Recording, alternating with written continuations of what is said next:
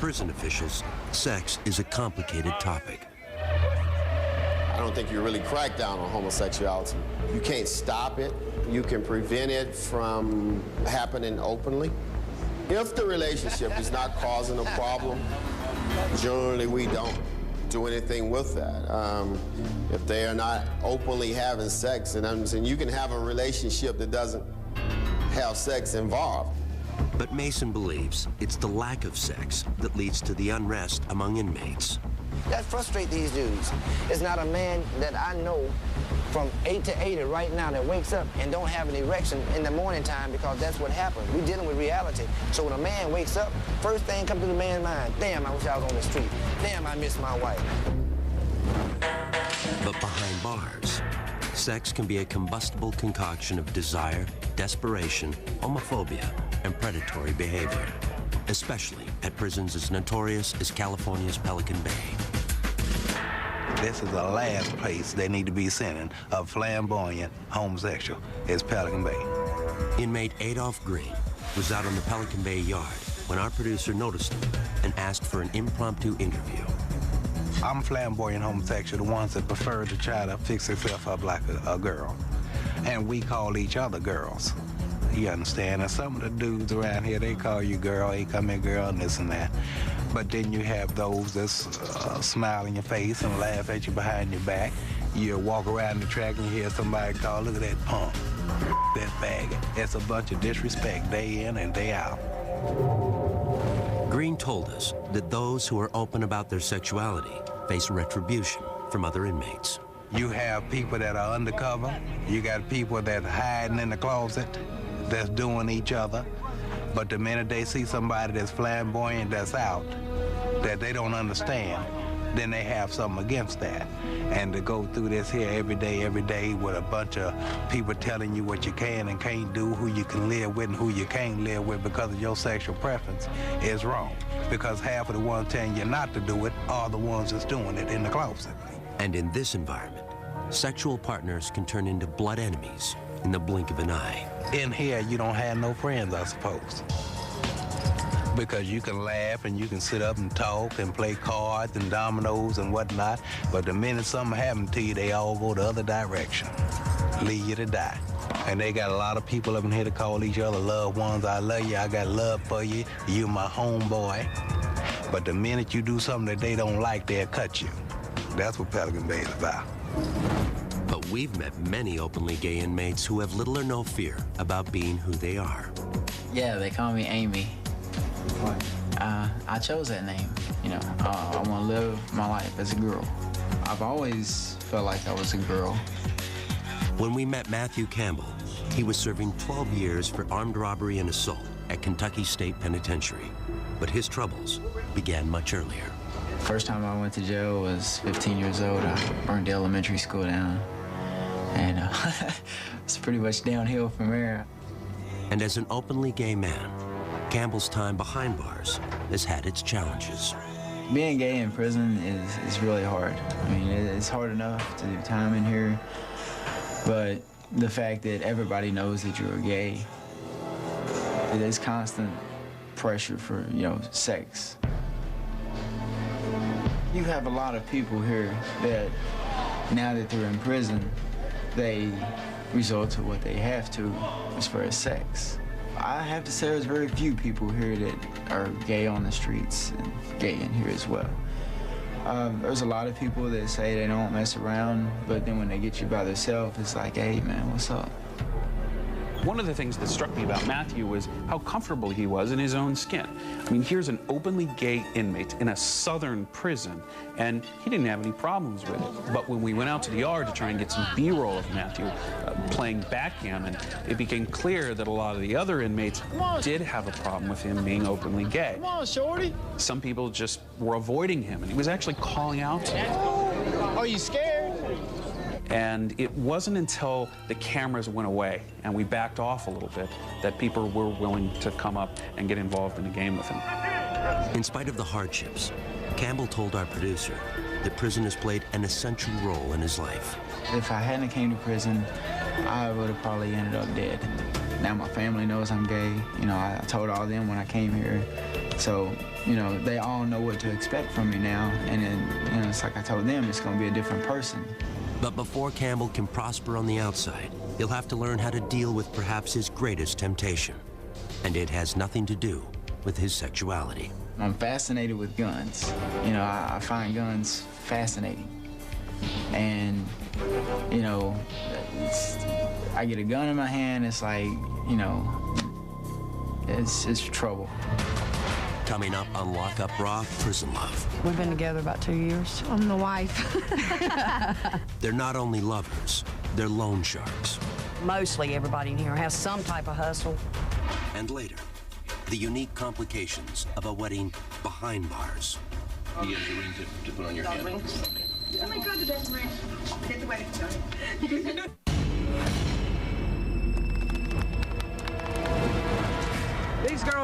These girls right here is my homies. And damn right. Some of us been together here 4 years, some of us been together 5 years, some of us been together a long time on relationship, you see what I'm saying? If male inmates look for sex in secret, we found a different story when we visited the North Carolina Correctional Institution for Women. The female offender has a lot of needs, and part of that is to feel that someone cares about them. And that has a lot to do with them bonding. Because a lot of women have been abused, when the first time that they see somebody they think they care about them, they run to it. They don't take time to see if that person's really good for them or not. As a result, the prison places strict limits on intimate relationships. Ladies, y'all put some space in between y'all. It is a rule violation for inmates to have sex in prison. I love you! When we see it, then they are punished because of that. We can't have it. But we met one group of inmates willing to share their secrets for skirting the rules. They were led by Don Braswell, known around here as Heavy D. You mostly have 10-4s in here. Yeah, you very Somebody seldom that you get can. caught in the 10-4s is like another inmate. Like I say, Chelsea, man, 10-4 for me and my girlfriend, man, while I go in here. You know I'm what gonna I'm fall out and have a seizure before So she's gonna fall out and have a seizure. It's just easy to get them to 10-4 for them. You can give them maybe 2 or 3 cigarettes or a pack of coffee, stand there and watch. And some police knows what you're doing, so they don't care. That's why I tell you, the police, you got some police that's down with inmates and some police that's against inmates. While some inmates sneak away for quick sex, others, like Kathy Phillips and Devin Gann, seek long-term relationships. We have a good relationship. We've been together about 2 years. And for a relationship in here, it's good. Known couples aren't usually housed together, but we manage to connect sometimes. Yeah, there's a way around everything. When we met them, Kathy was 42 years old and serving 14 to 17 years as a habitual felon, with multiple counts of forgery, larceny, and resisting officers. Devin was 25 years old and serving 9 to 12 years for second-degree murder. There was a man that I lived with, he was a drug dealer. It was a robbery gone bad, and he got killed, and I left the crime scene with the guy who killed him because it was a bad situation. But in prison, the two women seem to have discovered a comfort zone. You get in here and you don't have anybody, you don't have anything, so you just sort of cling to somebody. And women are more affectionate or whatever anyway, so it looks like normal couples on the streets, but it's all women. Some look like boys. So yeah, they shave their head and they walk around like a little boy. Yeah, they even hold themselves like there's something down there. But any relationship in prison involves towing the line. A new couple, it's like the staff sort of zone in on them, give them a hard time, but then after a while, it's like, you know, they just get used to seeing you as a couple and they sort of ease off. I mean, you can't, you know, kiss in front of them or do a sex act in front of them, but they're not on you for every little thing. I respect the staff, they got their job to do, so I don't cross that line. In spite of rules against it, Kathy and Devin appear to be a picture of domestic bliss. I'm the wife. We spend our money together. I shop and get our stuff and cook our food every day and make sure she has her stuff. We do everything together, everything. You know, so whatever she's involved in, I'm involved in. Yeah. That includes the family business. Kathy and Devin are not only lovers, they're loan sharks. Whatever you give them, they owe you double. I started out with $10. Put the 10 out, pulled in 20 the next week, put the 20 out, pulled in 40 the next week, and I just kept doubling until I got on my feet and got stable. And it's a good hustle. Mostly everybody in here has some type of hustle because, I mean, a lot of people don't have help from home. And you have to survive in here. Prison's not free. They give you 3 meals a day and a bar of state soap, and that's about it. All your hygiene, your food, if you don't want to eat what's in the dining room, you pay for it. And if you don't have anybody on the outside sending you money, the only jobs here you can make money off of is probably 40 cents a day. 40 cents a day will never support you. So people do all kinds of stuff to make hustles. They don't have somebody on the outside, but there's all kinds of hustles. And loan sharking is one of them. But the loan shark lovers insist they never use muscle to extract payment.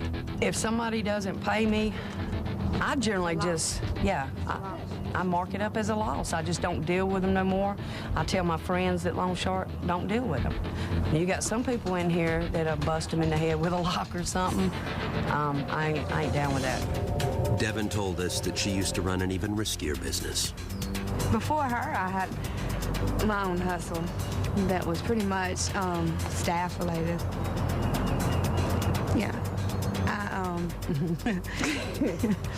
I would find weak staff, whoever I found in here, because they obviously can't find somebody on the streets to get hooked up with. And then I would play them to get some money. And then what? I'd continue to get money. Then she'd have them fired. Devin believes that the officers she seduced deserved their punishment. I have no remorse when it comes to that. I feel as though it's some type of perverted injustice. When you come in here and you think you can get a free lick off of an inmate and you have access to the free world. Yeah. I've gotten a lot of money that way. Yeah. But I've kind of cut that out in this relationship. Yeah. I'm retired. As close as Kathy and Devin were, they told us they have no illusions about a future together. We take it day by day. Yeah. There's no promises of forever or nothing like that. We're very realistic in our relationship. There's a lot of dreams and wishes, but we know that those aren't realistic. You know, We'll just enjoy today. Yeah.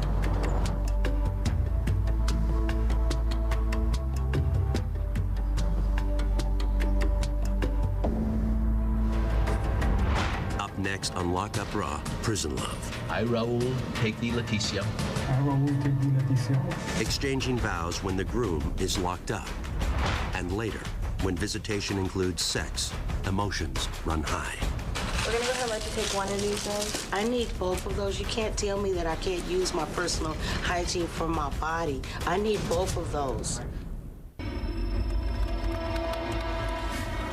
Raul and Leticia, today is a very special day for both of you, because today marks the beginning of your new lives together as one.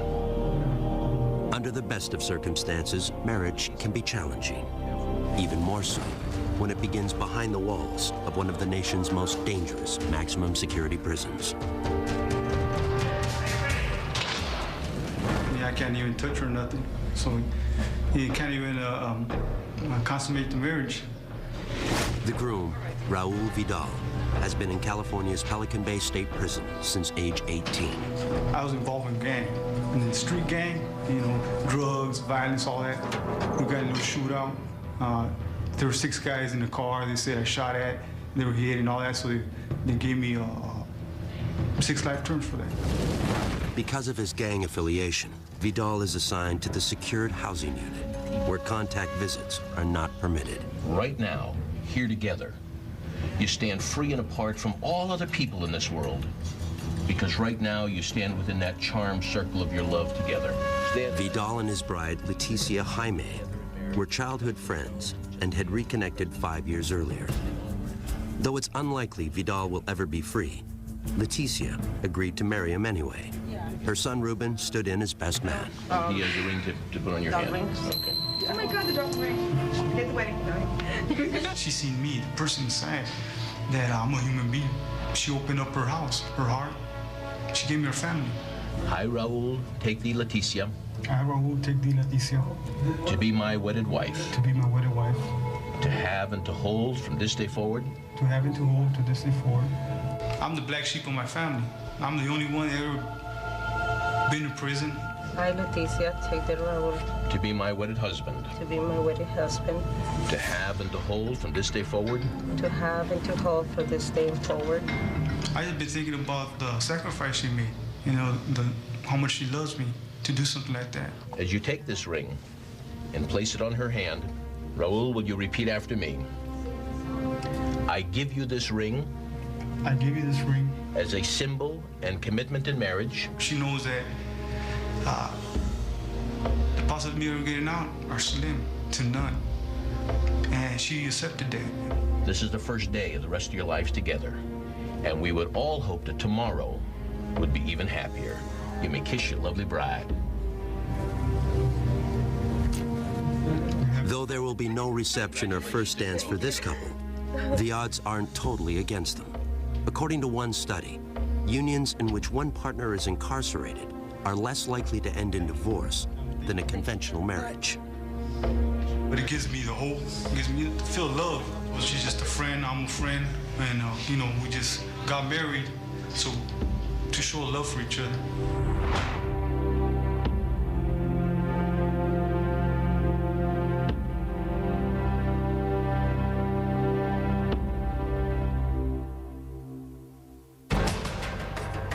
Next on Lock Up Raw, Prison Love. Just being cuddled up with a female makes you appreciate the little things in life. A rare night of physical intimacy for a convict and his wife. And later, I begin to hear people talk about, oh, she's got sentenced to death. She's gonna die for the crimes that she committed. identical twins divided by death row.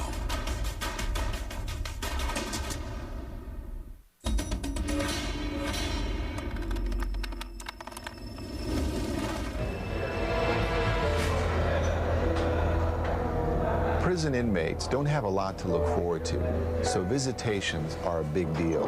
For some of these inmates, you know, they haven't seen a child or a wife or a parent in years, so it's a very dramatic time when they come to visit them. And in lockup, these visitations have provided some of the most compelling moments in the series. And few visitations provide as much drama as conjugal visits, when an inmate is allowed an overnight stay with his spouse. Makes you appreciate the little things in life. When we met Ron Golden at California's Kern Valley State Prison, he was serving a 22-year sentence for armed robbery and assaults on correctional staff. He claimed that his recent marriage to a childhood friend helped turn him around. Before I was married, I was always in a lot of fist fights and riots or whatever, in and out of hole. Golden's improved behavior earned him the right to a 46-hour conjugal visit with his wife in one of the prison's family cottages. But before the visit begins, Hope Golden must pass through security. Do you have your ID? It's in here. Right. Can you get it for me? It's inside in an envelope. Where can I get it from? Okay. When Ron's wife, Hope, showed up, we thought we'd just get shots of her being processed, coming through the metal detector, opening her bag, getting shots of her and the CO there going through her things. Then it turned into a bit of a scene. Okay, baby oils can't go in either. That wasn't on the list. It's a lubricant. Like, this isn't factory sealed, it can't go in. Everything has to be factory sealed. And this is not in a clear bottle, and it's unopened, and it contains alcohol in it. Everything that is made like that has alcohol in it. Anything that contains alcohol, it specifies in the rules. Everything just about has alcohol in it. It appeared that some of the things that she was bringing in were not allowed, and Hope was not very happy about that. So as things were being pulled out of her bag, Hope started to get a little angry. We're gonna go ahead and let you take one of these in. I need both of those. You can't tell me that I can't use my personal hygiene for my body. I need both of those. Okay, I just talked to my supervisor, and she said... Could I speak with her, please? Because you guys are going a little bit to the extreme. Okay, I'm just letting you know the department's policy. And I'm asking you for some advice. You're asking me to come in here without any type of lotion or oil for my skin. I'm a woman. You guys are really going to the extreme right now. No products with alcohol are allowed. You need to abide by our policies, ma'am. After coming dangerously close to being denied her visit, Hope is allowed to proceed to the prison's gated conjugal unit. There's good things and bad things that you have to go through to get here. Hope Hope says the difficulties of a prison visit are worth it. I knew who he was before I started coming to see him at the prison, and I liked him then because we were friends first. And that's what made us bond as lovers even better. And it was special because we didn't make love till we got married. And that's something that I never did before. So I was happy about that too. What are you guys gonna do for 2 days? Well, we're gonna have fun. We're gonna probably do a lot of exercise, jumping jacks and stuff. Liar. Golden is finally escorted across the prison yard to the Family Visitation Center. His long-awaited reunion with his wife is just moments away. I'm feeling marvelous, extremely excited.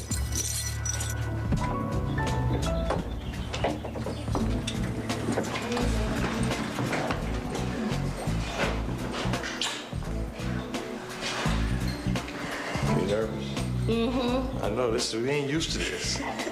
You know, sometimes when a camera is in the room, people are not going to act naturally.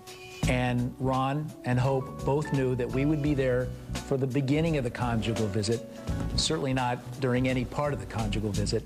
Oh, the crew was real nice, very pleasant. But as I stood to the back of the room to get kind of a wide shot, I could hear them talking, saying, "Is he gone yet? Is he gone yet?" They just wanted me out. But visitation is also bittersweet. Our crew saw how much so at Indiana State Prison when the family of inmate Jerry Bonds arrived for their first visit in months. To be honest, I grew up with a two-parent, middle-class home. You know, my brother and, you know, my older brother, and they all graduated from college. You know, I just happened to just go down a wrong road with selling drugs and ripping around in the streets. Bonds is serving 85 years for robbing a liquor store and killing the owner. I had two daughters at the time, and my girlfriend at the time, she was pregnant with my son, so she was 2 months pregnant when I got locked up. That child, Bonds' son Eddie, was 8 when we shot at Indiana.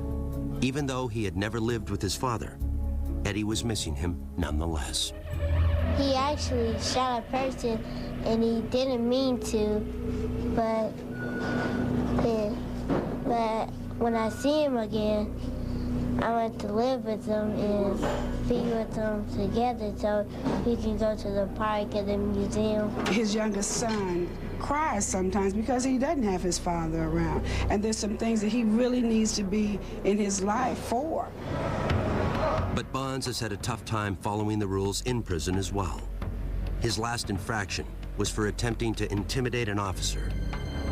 That, along with 3 urine tests that proved positive for marijuana, has cost Bonds visitation privileges with his family. He had only recently gotten them back, but with restrictions. So right now, I'm on non-contact status. It's like through the phone and the glass. How did you react when your son told you that he wasn't going to have contact visits anymore?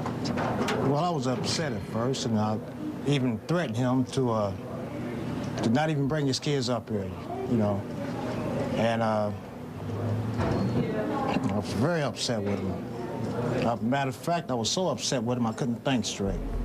Bonds acknowledged that his actions, both in and out of prison, don't set the best example for his children. And it's like, how can I tell you guys to be good and do good in school and stay out of trouble? And every time you come and see me, I'm on restriction from visits, or I can't have visits because I'm in trouble. And they're like, well, you're kind of a hypocrite, Dad. You know, you're telling me to be good, but you're not being good. Our crew caught up with Bonds shortly before his first visit with his children and parents in months. Your clothes are pressed, your boots look like shiny new. You want to look kind of spit because it is a special day. You know, because your family do come, they came from so far. It puts a smile on their face and see, okay, you are doing okay. You know, because they worry about me here. But first, Bonds would need to pass pre-visitation security measures, starting with his freshly pressed clothes. All right, do me a favor, go ahead and completely disrobe. Despite the fact that he will not have physical contact, Bonds, like every other Indiana inmate, is strip searched prior to visitation. All right, this time open your mouth, please. Put your fingers in, spread your cheeks apart. Upper lip up, please. Lower lip down. Can you look inside your nose, please? Authorities must ensure that inmates are not attempting to pass contraband to the outside. Turn back around, squat, cough. All right, go ahead and get dressed. Meanwhile, the Bonds family has to pass through security as well. And even though it was nearly a 3-hour drive to get here, Jerry Bond Sr. feels it's worth it. When a person is down, you really have to be there for them, you know? So what we try to relay back to Jerry is that we hope you get out of here sometime soon. And then when you do get out, you know, to pick up where you left off and show these kids that they're not just coming up here for, you know, nothing at all. I'm just anxious, man. I want to see him so bad. I wish I could touch him and hug him, but I guess this is better than nothing. Finally, the waiting is over. What's up, man? What's up? How y'all doing? Y'all looking cute. Thank you. Look up, let me see you. Let me get a smile, man. I ain't seen you in a while. How you doing in school? Which grade you going to, Eddie? Well, the hardest part is like seeing him behind the glass and he's in here and stuff. So I really want him to get out. When his kids can't hug him, like I told him, he's hurting his kids. You know, I can stand the hurt, but sometimes kids can't. What's wrong with Granddaddy? Let me speak to him. Hold on.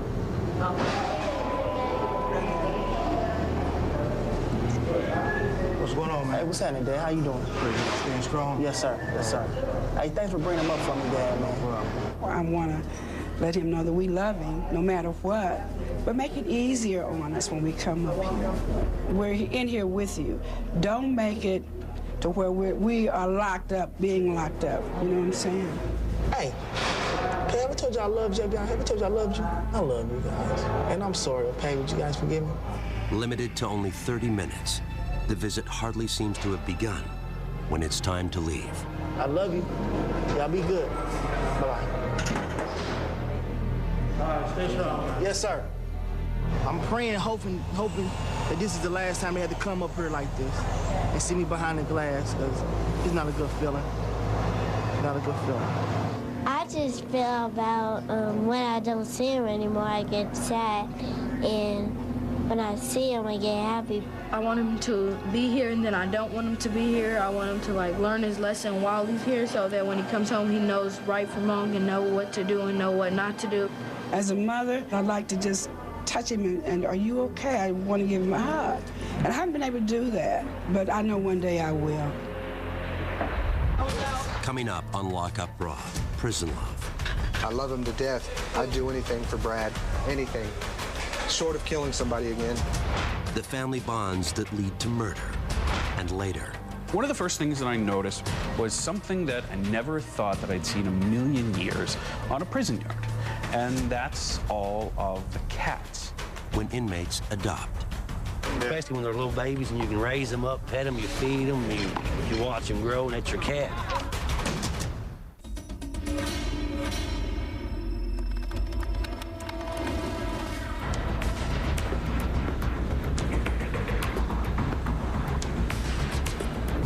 The bond one inmate might develop with another is often the only thing that helps them survive the bleak existence of a life behind bars. In some cases, those bonds have existed their entire lives. Over the years, lockup crews have discovered a surprising number of family members serving time together. But few have ever had to face the difficult circumstances that confronted Yvette and Doris Gay. Being on death row was like I needed to be with my sister. The identical twins, both convicted of murder for helping Yvette's former boyfriend carry out a triple homicide, were sent to the North Carolina Correctional Institution for Women. Doris got a life sentence. Yvette was condemned to die. She told us about her first day on death row.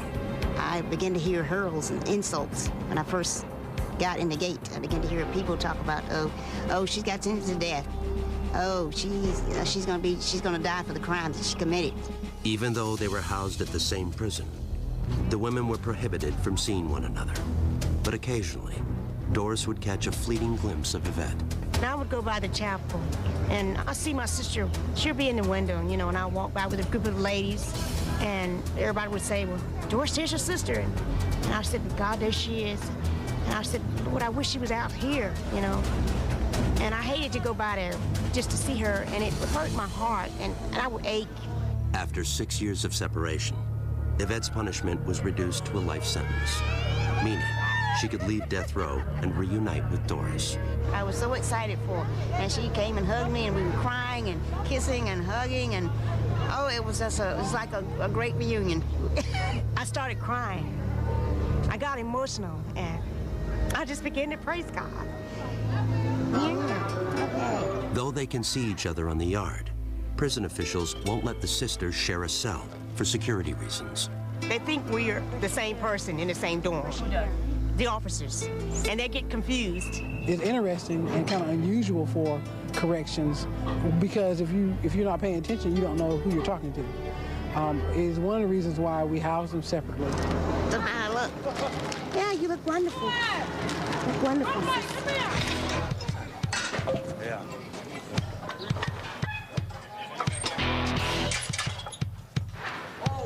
That's my only brother.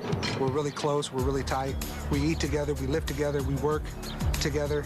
Our visit to the Anamosa State Penitentiary in Iowa led us to another memorable pair of siblings, Michael and Brad Love, whose lifelong allegiance drove them to kill.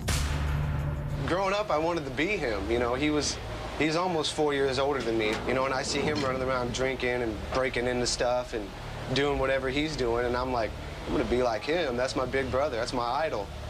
And so, you know, I kind of followed in the same footsteps. But as the Love brothers revealed to our crew, those footsteps led down a bloody path that ended at a holiday party in their trailer park. It was Christmas night, 1992. Me and my brother went to a party with what we thought were friends, but they tried to rob us to take the liquor that we had brought. And they just started beating me up. There was like 4 of them. They hurt Brad. I couldn't let him get away with that. They threatened his life, and I couldn't handle that. So we left, went to my trailer. I got a shotgun, my brother got a knife, a machete, and we went back out there and did what we did. I remember Mike standing there, and he had the gun pointed up at the door of the trailer. And one of the dudes looked out the window, and he was like, F you, or whatever he said, and boom, then he shot. So I shot 3 people, he cut up 2. We were both charged with first-degree murder, which carries a life sentence in Iowa. And that's it. Life means you don't ever get out. But Michael wasn't prepared to see his brother suffer that fate. Brad didn't kill anybody. I'm the one that shot and killed the guy. So I didn't think it fair for him to spend the rest of his life in prison. They come to me and say if I pled guilty to first-degree murder, they would plea bargain him down to lesser time. So he plea bargained down to 125 years, which to me that's still excessive, but it's better than a life sentence. He gets to go home where I'll probably end up dying in prison. How does that make you feel? Makes me feel like a piece of really, man. You're my only brother, and because of something we did, and we did it together, and you know, he takes responsibility for his own actions. I don't know, man, it makes me feel like I'm that tall because I let it happen. I think in my mind that he's here because of me, so I carry that guilt around every day. He was 18, he turned 18 in county jail. He had a whole life ahead of him. He could have been a pro football player or a rock star, whatever he wanted to be. And I feel in my mind and my heart that I ruined that for him. And there's no way to explain how much guilt I carry around. The Love brothers were initially incarcerated together at another Iowa prison. But once again, Brad followed Michael, and the result was more violence. The last fight that we got into, this guy told on my brother for smoking weed. Mike told me, he said, here, I'm gonna go beat him up. He's like, I want you to shoot jiggers, watch out for us. I said, all right. So I was standing outside the cell, and Mike goes in there, and I don't know what made me do it, but I look in the window, and it was only supposed to be one dude in there, but there was 2 guys, and they was trying to get on Mike, and I was like, no, you know, that ain't gonna happen. So I ran in there, and I grabbed the other dude and beat him up pretty bad, and then they shipped me out, and then that was it. Yeah, it sucked. Brad was transferred to Anamosa, only to find a long-lost relative was already doing his own time there.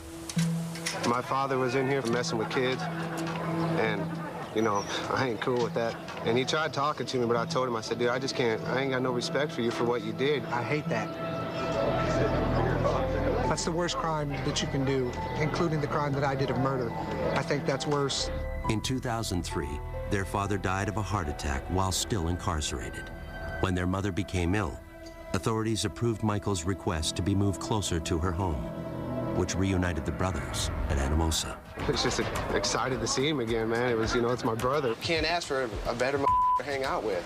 The Love brothers may have found their place, but as we learned, their bond has yet to face its ultimate test. I'll never see him again. Once he gets out of prison, that's it. I'll never be able to visit my brother again because of Iowa law. Anybody on paper or parole can never visit anybody while they're incarcerated. Yvette and Doris Gay know all about that. Since our visit to the North Carolina Correctional Institution for Women, Doris has been paroled. The soonest she will be allowed to visit Yvette is in 2012, when her probation expires. Brad and Michael Love have more time. Brad is currently eligible, but has not yet made parole. So we're going to spend as many years together here as we can. I love him to death. I'd do anything for Brad, anything, short of killing somebody again. Coming up on Lock Up Raw, Prison Love. These cats is their kids. And you mess with one of the cats, I mean, these cats is their family. That's all they've got. The special bond between prisoner and pet. It's like anything, treat with love and respect, it'll treat you with love and respect back.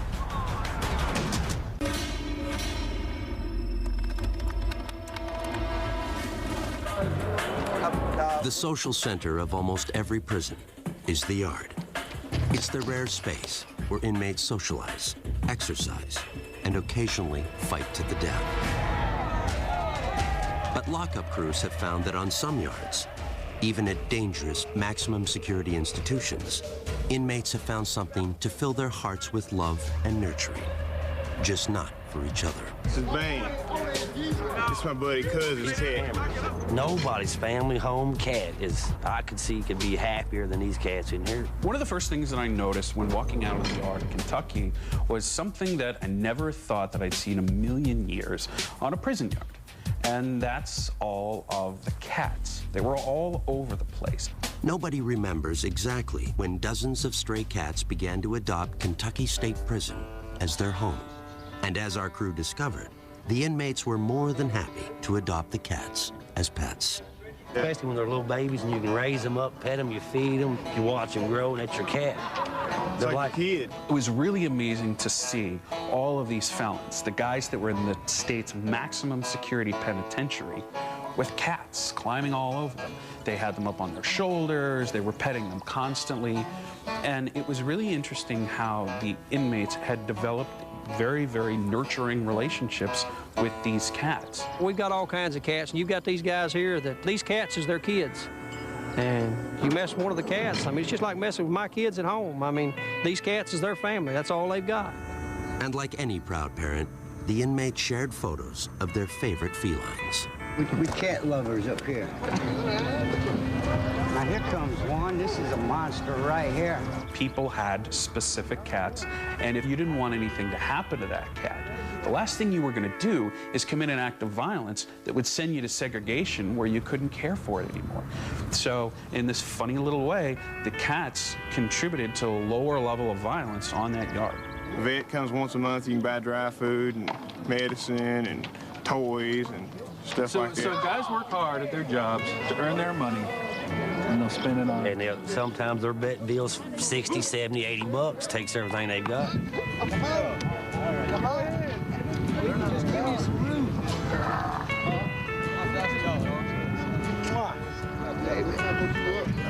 Red, I wish you cats would get together and get rid of some of these rats we got running around this yard, man. I don't like rats, man. Yeah. The people rats. Now, you leave the little bitty mice alone. We found an even more unlikely bond at California State Prison, Corcoran. It's like anything, treat with love and respect, it'll treat you with love and respect back. We were just kind of out on the yard shooting, and I looked over it and I saw these guys petting something. And at first I thought it was like a kitten, and it was a gopher that they had tamed. We shampoo them, give them a little bath, so they don't bring the dirt mites in and play with them and let them run around in our cells, feed them apples, lettuce, take care of them, and they're good little pets.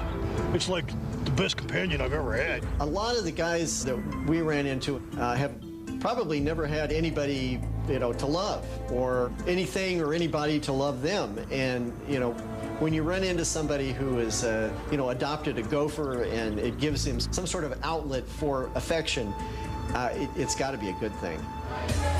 But we found a very different case of inmate-creature bonding inside California's San Quentin State Prison. I'm Mike Miller is my real name, and the staff here call me the Birdman of San Quentin. The first day I got here at San Quentin, birds seemed to have flocked to me for some reason. And I don't know, they probably think I'm the Birdman of Alcatraz. Maybe they're mistaken because he has a shaped head too. Miller was serving an 8-year sentence for burglary when he proudly showed us his cell, a virtual shrine to his winged friends. And ever since I've been here, the birds just come up to me like they know me. I got them landing on my shoulders and my hands and, different kinds of birds, not just pigeons, but I got the, different kinds of blackbirds like the finch and the redwing landing on me. I think the birds is a good way of releasing a lot of tension and anger. And before I got arrested, my girlfriend used to chase the birds away. She didn't want me around them. And so when I'm in here, I have a chance to mingle with the birds. And basically, that's about the only friends I got, but birds, I can't trust anybody else.